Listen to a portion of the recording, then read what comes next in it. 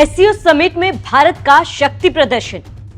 चीन में मिले मोदी, जिनपिंग, पुतिन। इस मुलाकात से बौखलाया अमेरिका और ब्राह्मणों के लिए कह दी बड़ी बात।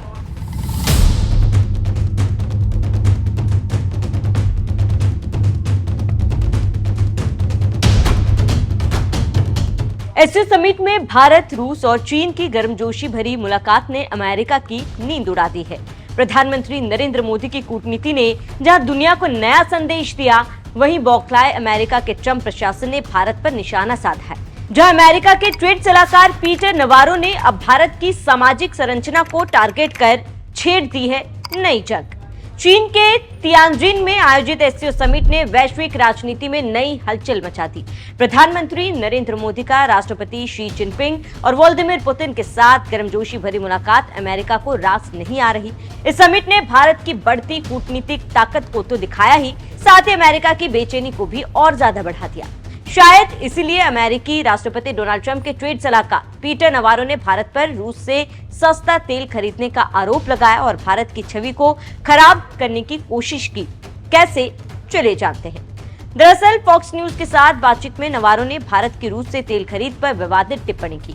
उनका दावा है कि रूस ने सस्ता तेल खरीदकर भारत फायदा उठा रहा है और इस लाभ का फायदा केवल एक छोटा सा अभिजात्य वर्ग ले रहा है। नवारो ने खासतौर पर ब्राह्मणों का जिक्र करते हुए कहा कि वही इस सौदे से अमीर हो रहे हैं, जबकि देश की आम जनता नुकसान झेल रही है। नवारो का यह बयान सिर्फ एक बयान नहीं है, बल्कि सोची समझी साजिश हो सकती है, क्योंकि जरा सोचिए, भारत के लिए अमेरिका में बैठे सलाहकार का जाति पर ऐसे बयान देने का क्या औचित्य होता है। ये इसीलिए भी किया जा रहा है कि भारत के अंदर अब जातियों में फूट डाला जा रहा है, ताकि लोग सरकार पर अमेरिका की बात मानने का दबाव बनाए और फायदा अमेरिका ले जाए। नवारो ने आगे आरोप लगाया कि भारतीय रिफाइनर सस्ता कच्चा तेल लेकर उसे प्रोसेस कर महंगे दामों पर निर्यात कर रहे हैं और इस प्रक्रिया से हुए मुनाफे का उपयोग रूस यूक्रेन युद्ध को आगे बढ़ाने में कर रहा है। बता दें कि ये कोई पहली बार नहीं है जब नवारो ने इस तरीके का बयान दिया है। इससे पहले भी पीटर नवारो ने पीएम मोदी की भगवा वस्त्रों वाली तस्वीर शेयर कर भारत की सभ्यता और सनातन विचारधारा पर निशाना साधा था। नवारो ने यह तस्वीर 2024 की अपलोड की, जब मोदी ने लोकसभा चुनाव प्रचार के बाद कन्याकुमारी में विवेकानंद रॉक मेमोरियल पर ध्यान लगाया था। विशेषज्ञों की माने तो यह कदम दिखाता है कि ट्रंप प्रशासन की भारत नीति अब व्यापारिक मतभेद से ज्यादा निजी नाराजगी और हताशा से प्रभावित है। फिर चाहे नाराजगी रूस से तेल खरीदने को लेकर हो या फिर पाक के साथ सीज फायर का क्रेडिट न देने को लेकर हो।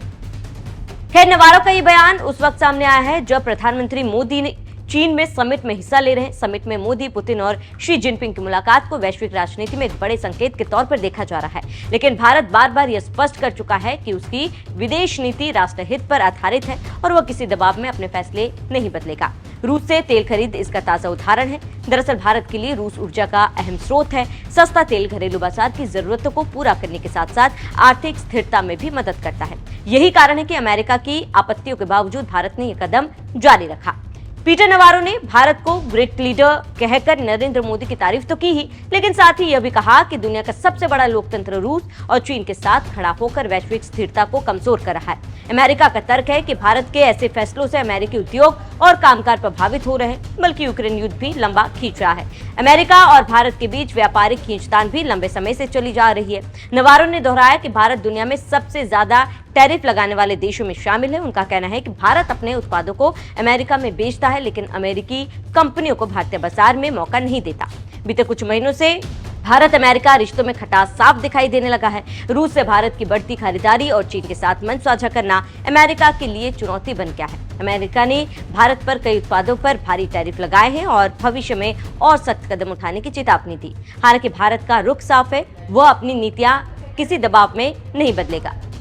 मौजूदा समय में भारत वैश्विक राजनीति में एक अहम खिलाड़ी बन चुका है। रूस से तेल खरीदना केवल आर्थिक नहीं बल्कि रणनीतिक निर्णय भी है। भारत ये जानता है कि वैश्विक मंच पर उसे अपने हितों की रक्षा करनी है। मोदी की चीन यात्रा और वहां पुतिन व जिनपिंग से हुई मुलाकात ने यह संदेश दिया है कि भारत एशियाई देशों के साथ गहरे रिश्ते बनाने की दिशा में आगे बढ़ रहा है। यही अमेरिका को लग रहा है कि गठजोड़ उसके प्रभाव को कम कर सकता है। भारत की बढ़ती ताकत और उसकी स्वतंत्र विदेश नीति ने वैश्विक समीकरण बदल दिए हैं। अमेरिका की नाराजगी के बावजूद भारत अपने हितों पर अडिग है। सवाल यह है कि क्या यह नई कूटनीति दुनिया के एक नया संतुलन देगी या अमेरिका के साथ तनाव को और बढ़ाएगी। आपका नवारो की इस बयान को लेकर क्या कहना है, हमें कमेंट करें। जरूर बताएं।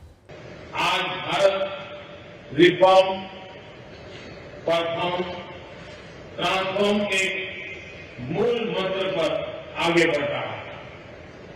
कोविड हो या वैश्विक आर्थिक अस्थिरता, हमने हर चुनौती को अवसर में बदलने का प्रयास किया।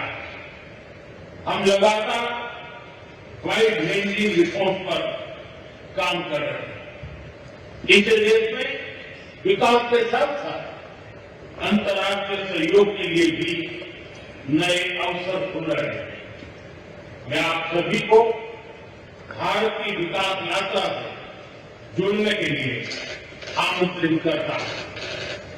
एक्सेलेंसी, यह खुशी की बात है कि एससीओ भी समय के अनुरूप इवॉल्व हो रहा है। ऑर्गेनाइज्ड क्राइम, ड्रग ट्रैफिकिंग और साइबर सिक्योरिटी जैसे समकालीन चुनौतियों से निपटने के लिए 4 नए केंद्र बनाए जा रहे हैं। हम इस रिफॉर्म ओरिएंटेड माइंडसेट का स्वागत करते हैं।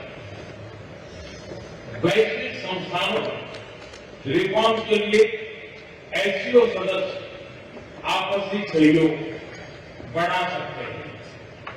संयुक्त राष्ट्र की 80वीं वर्षगांठ के अवसर पर हम एक मत होकर यूएन रिफॉर्म का आह्वान कर सकते हैं। ग्लोबल साउथ की आकांक्षाओं को आउटडेटेड फ्रेमवर्क में कैद रखना भावी पीढ़ियों के प्रति घोर अन्याय है। नई पीढ़ी के बहुरंगी सपनों को हम पुराने जमाने की ब्लैक एंड व्हाइट स्क्रीन पर नहीं दिखा सकते। स्क्रीन बदलने की होगी। एससीओ मल्टीलेटरलिज्म और इंक्लूसिव वर्ल्ड ऑर्डर का मार्गदर्शक बन सकता है।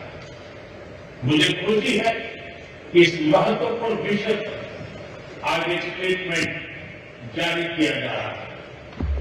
एक्सेलेंसी, हम सभी पार्टनर्स के साथ समन्वय और सहयोग के साथ आगे बढ़ रहे हैं।